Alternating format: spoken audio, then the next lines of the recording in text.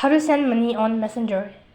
So in order to send money on Messenger, you can only send money through Facebook Messenger using the Facebook Pay features. Now Facebook Pay limit might not be available in all regions, and the ability of this feature can change over time.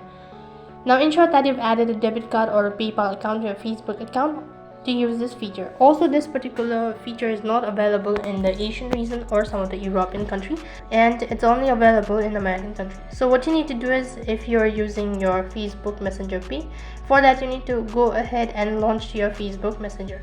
Once you're on this page, open up the chat page of the particular contact or to whom you want to actually send the money.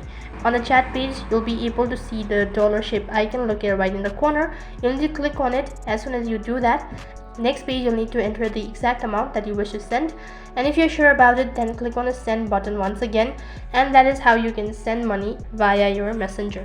Now if you're unable to find the icon or encounter any issue while trying to send money through Messenger, I recommend checking the latest Facebook Messenger help documentation or consultation with the support assistant, and that is going to help you. So that is basically how you can send money on Facebook Messenger. That is all for this video.